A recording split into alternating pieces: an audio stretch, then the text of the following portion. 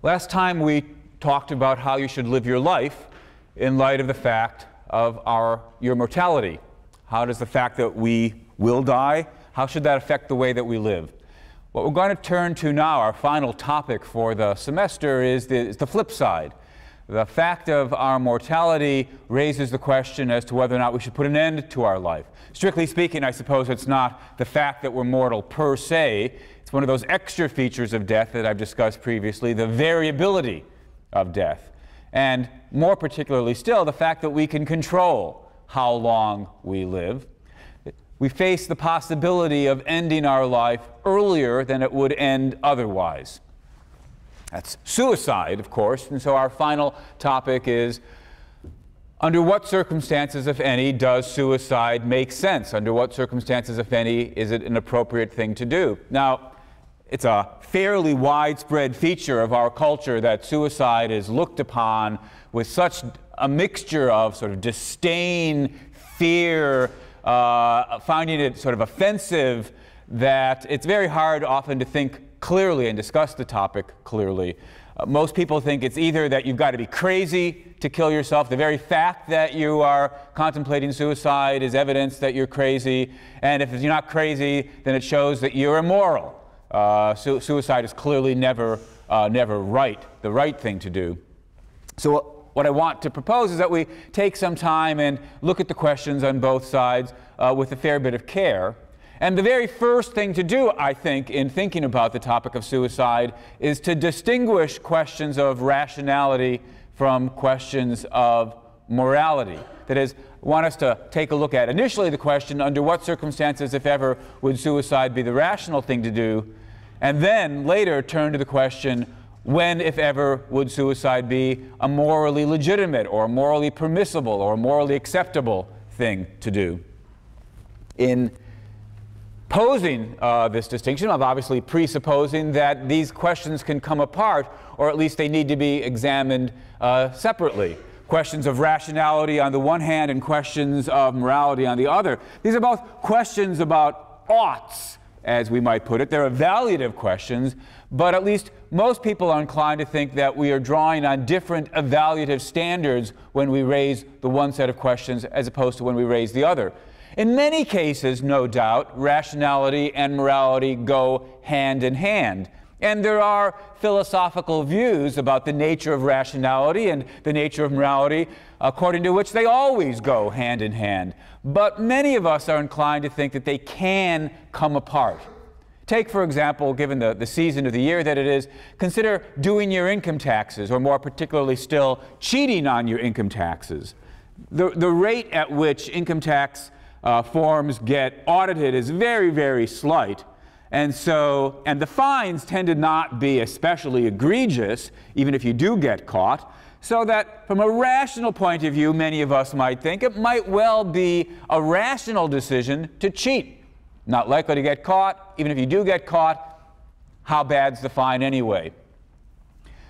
But even if we were to agree that it was rational to cheat, most of us would then immediately want to follow that remark up by pointing out that doesn't at all mean that it's morally acceptable to cheat on your income tax. There's a case perhaps where you're morally required to do something that you're not rationally required to do. Or take a choice from the other point of view. There you are trying to decide between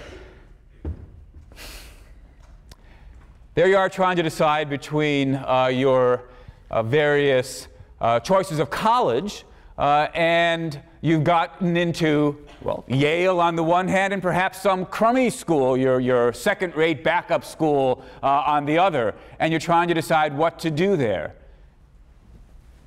Well, you might think to yourself, morally, I have no obligations here. There's no particular obligation, moral requirement to go to the better school rather than the worse school. But for all that, it would be irrational of me, perhaps, to go to the worst school. So there's a case where there's no moral requirement, but there's a rational requirement. Again, we could debate the details of the two examples, but the point's just to show that, in principle at least, on the face of it, these two questions can come apart.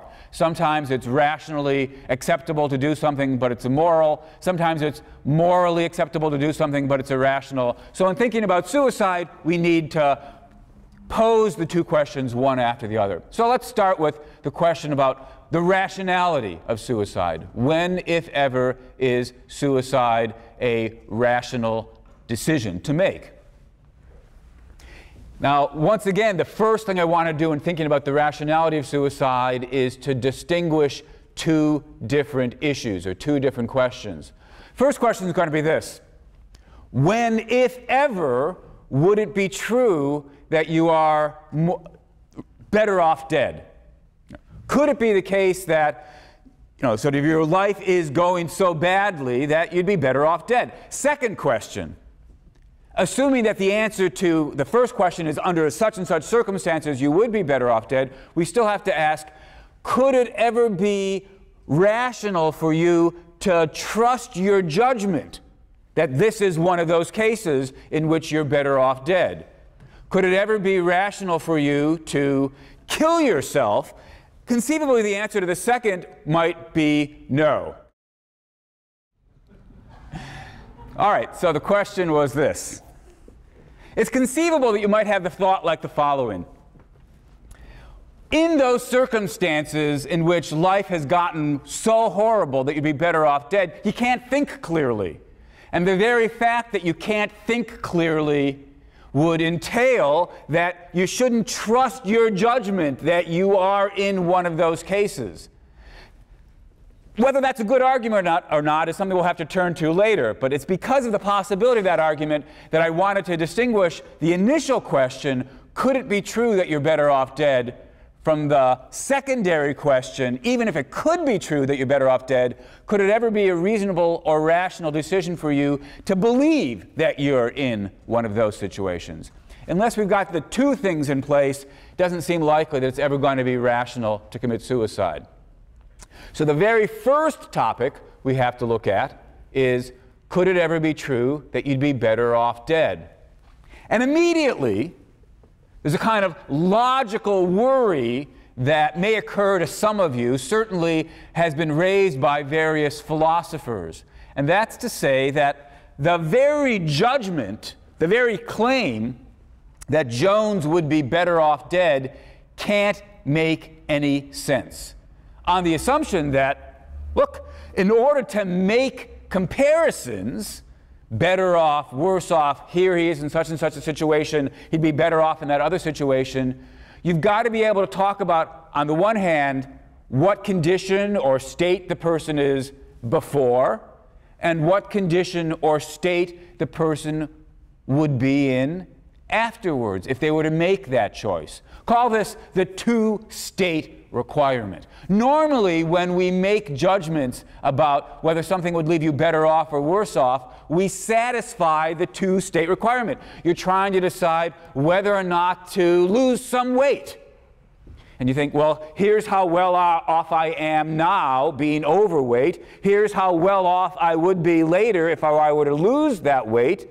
I can compare the two states, say the second state's better than the first state.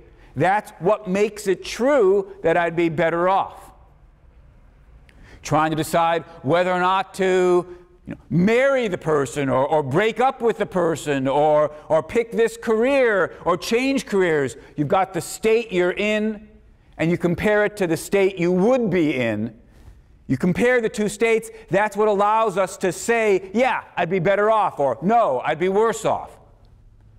But when we're talking about cases of suicide, cases where, well, here I am now, the before state requirement's in place, but if we contrast that with the after state requirement, well, that part's not met, right? When you, on the assumption that death is the end, that you won't exist, non-existence isn't a state that you will be in. It's not a condition of you, because states and conditions presuppose existence.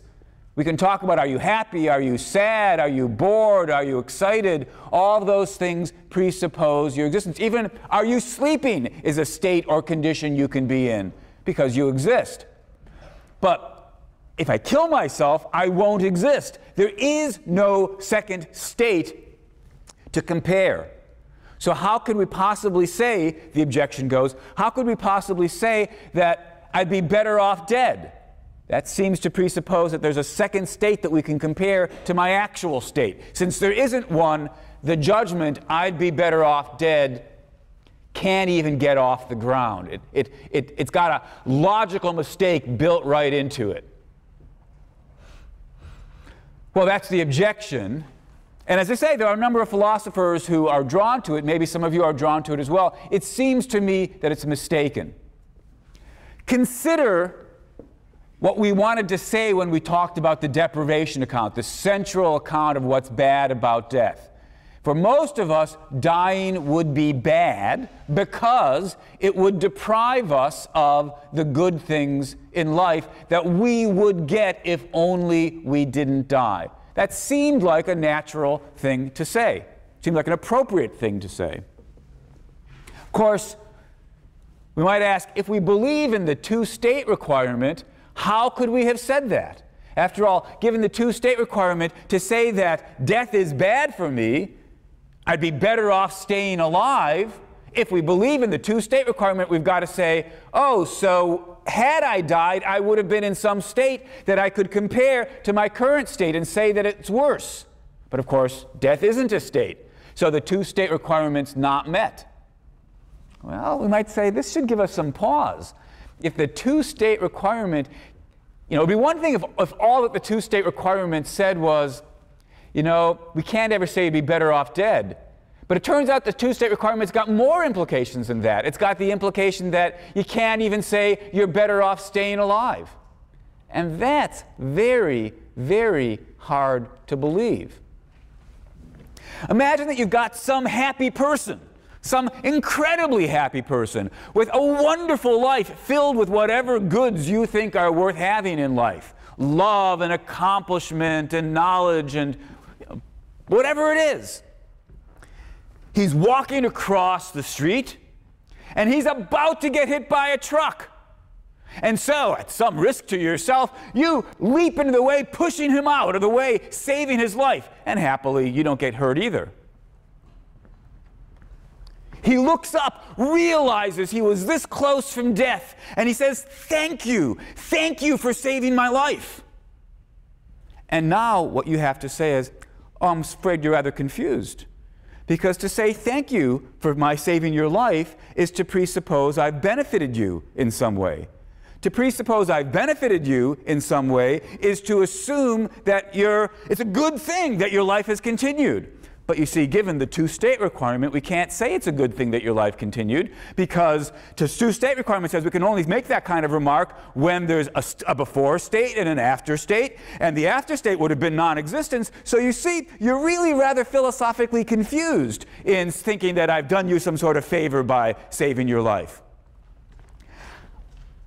I can't take that argument seriously. It seems to me that, and I hope that none of you would take it seriously either. Of course you are doing somebody a favor when you save their life, given the assumption that their life has been and would continue to be wonderful.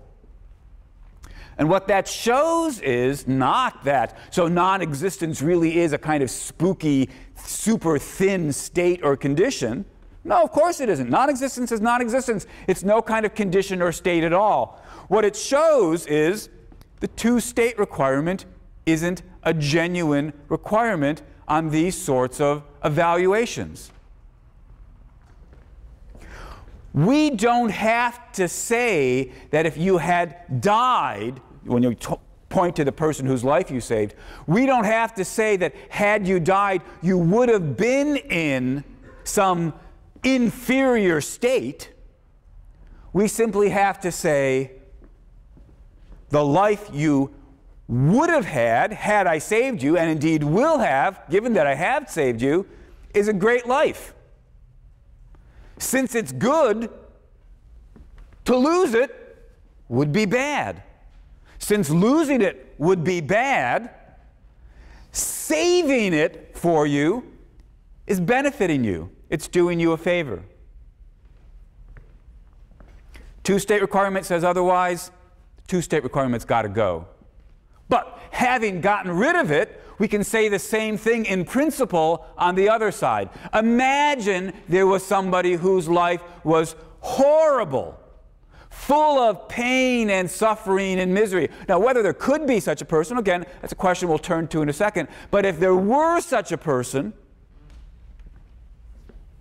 then we can say, for their life to continue isn't good for them, it's bad for them. Their life is full of misery and suffering and frustration and disappointment, and the more and more of that, the worse and worse the life is. To lead a life of 100 years where every moment is torture and pain is worse than a life of 30 years where every moment is torture and pain. So if you had such a person, for their life to go longer would be bad. In which case, for their life to be going shorter would be better for them. And that's all we mean when we say they'd be better off dead. Not that there's some spooky, super thin and hard to describe condition that they'd be in if they were dead, but simply we look back at the two possible lives they could have. Just with the person whose life we saved, the first person, we compare the great life that lasts 100 years versus the great life that only lasts 20 years because you didn't save their life. We say, the life of 100 years, better life. And so saving their life is a good thing for them. Similarly, we compare the lives of misery, the long life versus the short life of misery, and we say, the long life of misery is a worse life to have than the short life of misery. And that being the case, we simply can say you'd be better off dead. Not that you'd be in some condition that's a good one, it's simply you'd avoid this condition, which is a bad one. And if the two-state requirement says otherwise, so much the worse for the two-state requirement. All right, so this was by way of the logical worry that we can't even get off the ground in talking about the possibility that you'd be better off dead. I think if we believed in the two-state requirement, maybe we'd have to say that. But the cost of accepting the two-state requirement is so implausible. You know, the person's dying of a heart attack and you perform CPR, right? Instead of saying thank you, they say, I'm really no better off than I would have been if I died, even though I'm having a wonderful life. Two-state requirement is just so implausible, we should let it go. Now, having done that, of course, doesn't yet tell us that it could, in fact, be the case that somebody's life could be so bad that they'd be better off dead, that the existence that they've got is worse than not existing at all. All we've done so far is open the door to the possibility of saying that coherently. But that doesn't mean it's true. Whether or not there could be such lives depends on your view about what's the correct account of well-being. What is it that goes into making somebody's life worthwhile? Now, as we've seen previously, this is a controversial topic. People disagree about the ingredients of the best kind of life.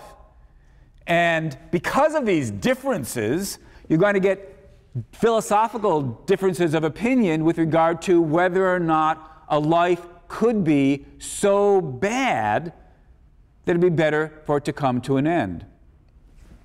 I'm not going to try to rehearse all the possible theories there are, or for that matter, even all the theories that we've talked about previously, but to give you an illustration of how it could be true, go back to our simplest theory of well-being, hedonism, according to which your quality of life is a matter of adding up all the pleasure and subtracting all the pain.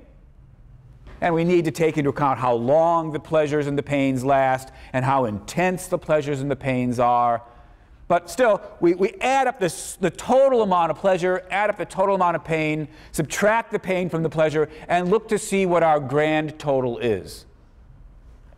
If it's positive, your life's worth living, and the greater the number, the greater the positive number, the more your life is worth living. If it's negative, though, if your life is filled with pain and suffering, or at least so much pain and suffering that it outweighs whatever pleasures you may have in your life, so that your balance is a negative one, then your life's not worth living. Having that go longer and longer is just more and more negative balance. That's a life that's bad for you to have, and you'd be better off not having it. You'd be better off having your life come to an end. You'd be better off dead. And of course, the more and more negative the grand total is, the worse your life is. And so the more it's true that you'd be better off dead. Well, that's what hedonism says. If we're not hedonists, and of course previously I've argued that we shouldn't be hedonists, then we need a more complicated theory of the good. We need to throw in other things, perhaps certain external goods. It's not just a matter of getting the insides right, the pleasure and the pain and the other mental states. There are various facts about your objective hookup with the rest of the world. Are you really climbing Mount Everest? Are you really accomplishing things? Do people really love you? And so forth and so on. Whatever your list is of those other objective goods, well, you'll probably also want to have a list of other objective bads besides pain.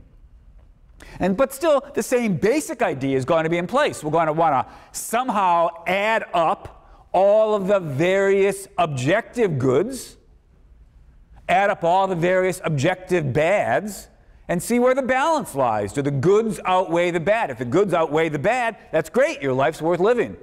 But if the bads outweigh the good, then your life is not worth living or not worth continuing. Now, as we've noted before, there are philosophical theories which go on to claim pessimists, various versions of pessimistic views which say, for everybody in all circumstances, life is so bad that they'd be better off dead. Life's so full of suffering and misery that whatever pleasures there are and other goods there may be in the life, they get outweighed by the objective bads.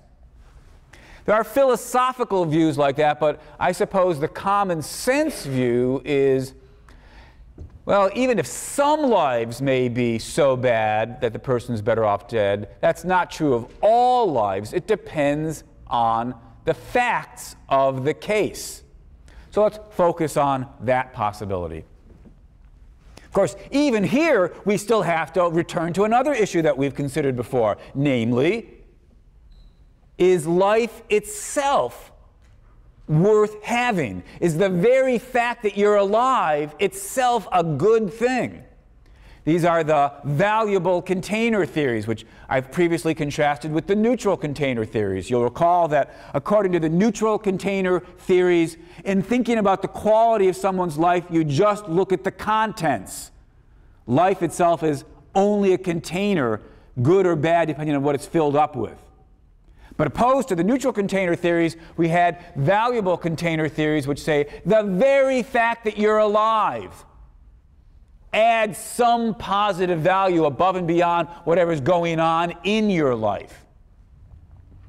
Now, even the valuable container theories came in different versions. There were more modest versions where in principle the positive value of being alive could be outweighed if the contents got bad enough. And we contrast that with fantastic container theories, according to which being alive is so valuable that it doesn't matter how bad the contents get, the grand total is always a positive one. Now look, if you accept a fantastic container theory, then pretty clearly it's never true that somebody could be better off dead. Because no matter how bad the contents get, the fact that they're alive per se is so valuable, it outweighs that subtotal, giving us a positive grand total. So pretty clearly, from the perspective of fantastic container theories, suicide will never be rational, because it's never true that you're better off dead, because it's never true that your life overall, taking everything that's relevant into consideration, gives us a negative. Yeah, question? With the fantastic value container theory, what's so fantastic about life itself? Like, I said, it's intrinsically good of itself. Question was, on the fantastic container theories, what's so incredible about life itself? Are we saying it's intrinsically valuable? And yes, the answer is precisely. Right? The fans of the valuable container theories are saying being alive itself is valuable. You may recall that I previously said, although people talk that way, they probably don't actually mean it. Right? If you told them, okay, you could be alive as a blade of grass, they wouldn't say, oh, wouldn't that be wonderful? That's worth having. Most fans of the claim that being alive per se is valuable don't really mean life per se. They mean something more like life as a person. Being the kind of entity who can think and plan. Even if your plans go wrong, at least you were a person able to experience things, know things, and so forth. Of course, if that's the reason for accepting the fantastic container theory, then we might wonder, what should we say about those cases where the P functioning has decayed and the person is no longer able to continue as a person, but perhaps can still feel pain? In that case, perhaps life could cease to be worth living, though whether or not we should describe it in that way also depends on these complicated issues that we've discussed previously about would that still be you? Would you still exist? Would you still be alive under those circumstances? So the basic idea behind valuable container theories is that life, or the life of a person, or something like that, has intrinsic value above and beyond the question of what's going on within your life. If we accept the fantastic container theory, maybe nobody's life is ever so bad, grand total, because so that suicide would be the rational thing to do, because the value of life per se is so incredible that it outweighs the contents. It has to outweigh the contents. That's a philosophical view at the opposite end of the pessimists. The pessimists said, as a matter of philosophical reflection, we can see that everybody's life is worse than nothing. The fantastic container fans are saying, as a matter of philosophical reflection, we can see that everybody's life is better than nothing. Most of us, I imagine, find ourselves somewhere in between. Either we believe in the neutral container theory and think it's a contingent matter whether the contents are sufficiently good or bad, or we may accept the modest version of the valuable container theory.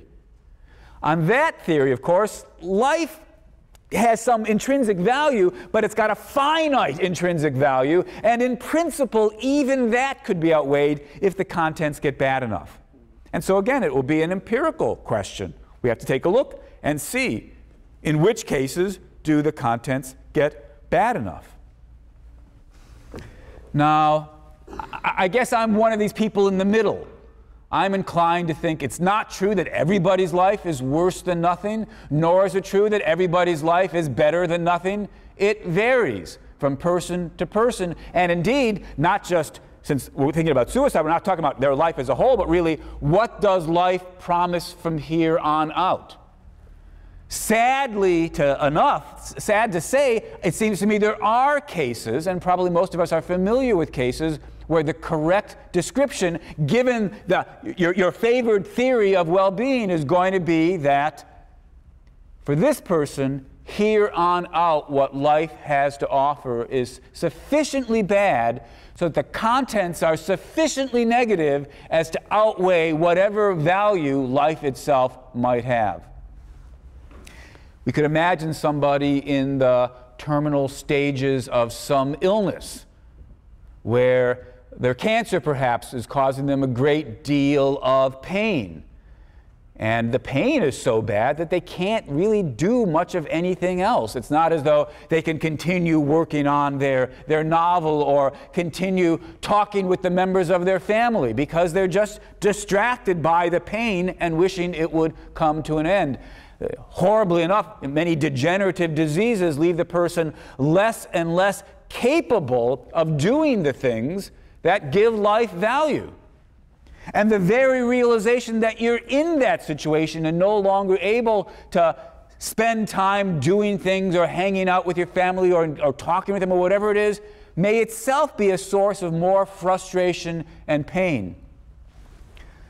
There are medical conditions where, horribly enough, infants get born where they're just in continual pain and they never develop cognitively, their brain doesn't develop, and then they die. And you look at these lives and you say, these are lives, I want to say, these are lives that were not worth having. These children would have been better off never having been born at all. Certainly not any kind of favor for them to continue their lives. Well, let's focus on some case like the terminal patient. Person's got a disease. At least that would be a nice, easy example, not easy to live through, but easy philosophically, easy example to think about some terminally ill patient whose disease is getting worse and worse, and so there are fewer and fewer of the good things in life that the future holds for them. Instead, what the future holds is more and more pain, suffering, incapacity, and frustration. When it gets bad enough, it seems to me, in some of those cases, the person can correctly say, or we at least can correctly say of them, they'd be better off dead. All right. Let me try to draw some examples. Again, we're bracketing the question, can the person think clearly about their case? That'll come later. Let's just try to talk about when would suicide make sense? When would it be sort of a rational thing to do to end your life? A couple of different cases. I'm going to draw graphs. We'll let the x-axis represent time. And the y-axis represents how good or bad your life is at that time. For those of us who are fans of the neutral container theory, the thing to say is this represents the overall goodness of your contents or the overall badness of your contents. The higher up, the better the contents. The lower down, the worse the contents. For those who are fans of the modest container theory, this represents the grand balance. So it's contents plus the extra bit you get from being alive. But of course, if you're a fan of the modest container theory, then even if the contents are negative, the grand balance might still be positive. But this represents the overall bottom line, whether you accept the neutral container theory or the modest container theory. So here's an example of what a life might look like. It's going along pretty well, and then things get worse, and things sort of deteriorate.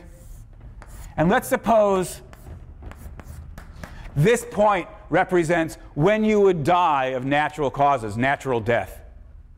So towards the end, life's not as great as it was when you were young and vigorous and healthy and had all sorts of opportunities and accomplishments. But still, till the very end, it stays positive.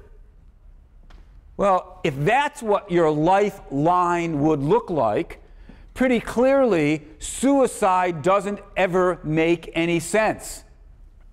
In particular, you wouldn't want to say, oh, look, here's the place where I should kill myself, because here's where things start to get worse. Yes, things are beginning to get worse, but they never get so bad that you're better off dead. So suicide wouldn't make any sense at all. For suicide to make sense, it's got to be the case that your life takes a turn for the worse. Not just any old turn for the worse, but a turn so much for the worse that for some chunk of your life is worse than non-existence, the zero line, the x-axis. All right, imagine that's what's happened. Here you are, you're healthy, you're vigorous, you're accomplishing things, but you've got some degenerative disease that's going to make things worse and worse. Here's the period in which it's getting worse. And then, after a while, your existence is going to be worse than nothing. Here we can at least broach the question in an intelligible way, might suicide make sense?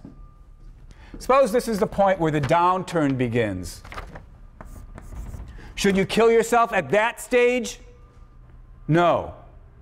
Because, after all, even though there's a downturn, things are getting worse, there's still going to be another period of life, another chunk of whatever it is, year, 5 years, 6 months, whatever it is, where although life isn't as good as it had been before, it's still better than nothing. Killing yourself at this earlier moment is, we might say, premature. It's throwing away a chunk of life that would still be worth having. It's not the right thing to do. It doesn't make sense rationally.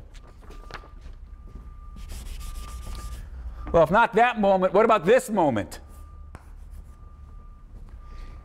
Here's the precise point at which your life is becoming worse than nothing. For some initial stretch of that, it won't be very much worse than nothing, but still, overall, it's a negative. Up to that moment, your life was worth living. From that moment on, your life is worse than nothing. If you've got complete control over when to kill yourself, well, that would be the time to do it. Suppose you don't have complete control. I mean, it's straightforward enough to say, if your life is going to become worse than nothing, and you have complete control over when you kill yourself, it seems pretty plausible to say the precise moment at which suicide would become rational would be exactly that moment at which your life became not worth having. But you might not have that kind of control. Suppose that what you've got is a degenerative disease that is going to progressively strip you of the ability to control your body.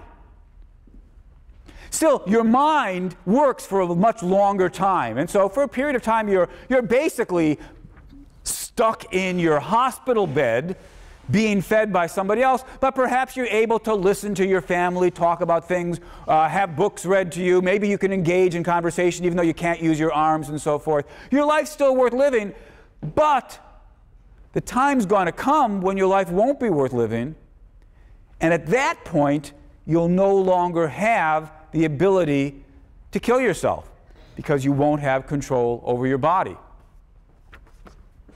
Raises the question, I'm sure you can all see at this point, the question of suicide also turns into or comes up against the question about euthanasia, mercy killing. Under what circumstances is it ever rational to ask somebody else to kill you? Under what circumstances, if ever, is it morally legitimate to kill somebody else?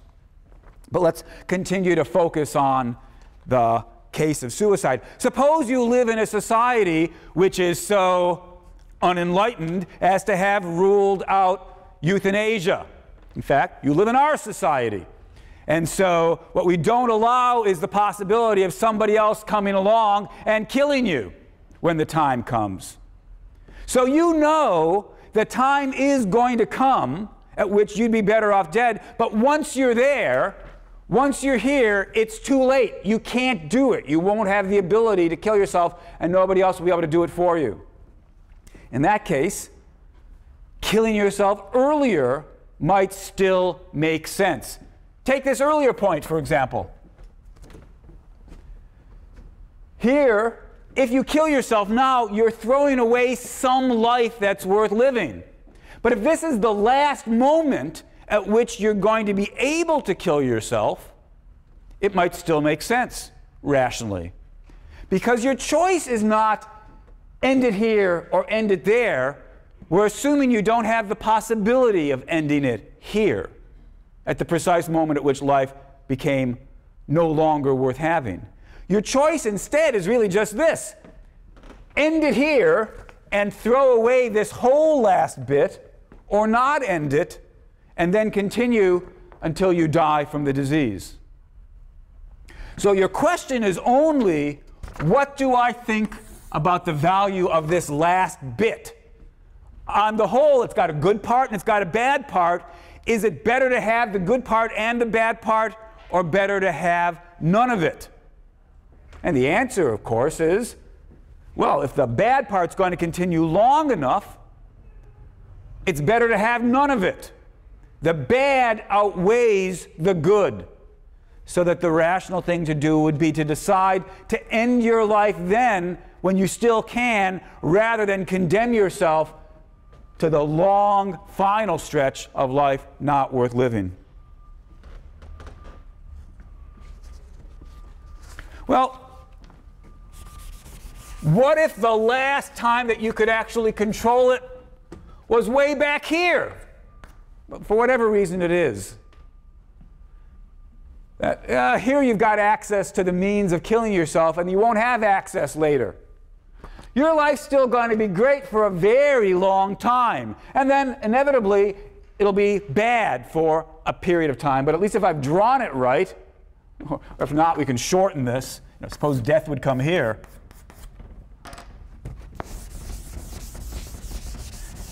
Here's a case where if you don't kill yourself now, you're condemning yourself to the whole rest of the story. But you might say, all right, although admittedly the end of the story is going to be negative, the only way to avoid that negative last part is to throw away this very long, great initial part. That doesn't make sense. Although your life is now still going to be a mixture of good and bad, and you wish there were a way to end it here, you don't have that choice. It's throw away the good and the bad or keep them both. And in this story, obviously enough, the good is enough to outweigh the bad. So suicide doesn't make sense in that situation. Here's a rather different way the story might go.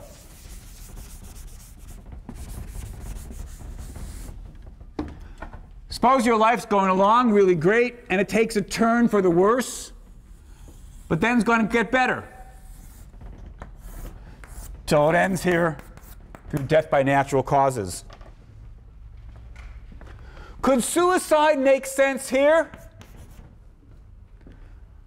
Does it make sense to say, look, I'm going to kill myself in order to avoid the downturn? Or indeed, even if the recovery wasn't so long a recovery, could suicide make sense here? Because you're about to take this big dip down and be condemned to most of the rest of your life being significantly worse than it was before? No. Suicide doesn't make sense in this situation. Because even though what you're going to have during this period is a life worse than the life you had before, the life you've got here is still above the x-axis. It's still a life worth living. This point, I think, is probably crucial enough that it's worth taking a moment to reflect on.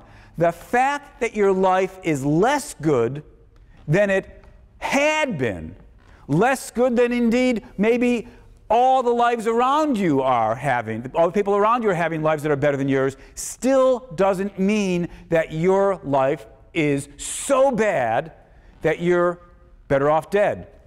It's easy to lose sight of that, right? Here we are sliding down, and all we see is sort of the fact that we're moving down. It's natural to get caught up in the thought, I'm better off dead.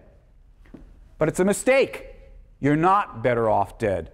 This situation, I suppose, is probably... I always worry when I end this class talking about suicide because, what's the major cause of death among teenagers? Well, it's suicide. That's not really all that surprising because, teenagers are pretty healthy as people go. And so you're either going to get killed by an accident or you're going to get killed by doing it to yourself. The kind of mistake that I think leads most teenagers into killing themselves is something like this. They've broken up with their girlfriend. They've flunked out of school. They didn't get into medical school or law school or what have you. And they think to themselves, from here on out, my life's not worth living. And the answer is no. That's actually, as an objective matter, probably not the case. Even if your life would be less worth living than you had hoped it would be, it's still better than nothing. Of course, in the typical case, I suppose what it really looks like is this. Small dip, then continues wonderfully. But you lose sight of all the good stuff yet to come while you're in the middle of the dip. So although I'm taking time now to talk about the question, under what circumstances might suicide be a rationally justified one, I should hasten to add the remark that I'm fairly confident that for nobody in this class would suicide in fact be a rational decision. That doesn't mean it couldn't turn out to be a rational decision later in your life, but that it very likely, overwhelmingly likely, is not one now. Well, a couple other cases that I still want to have us consider, but I think that's probably enough for today, so we'll take it up there next time.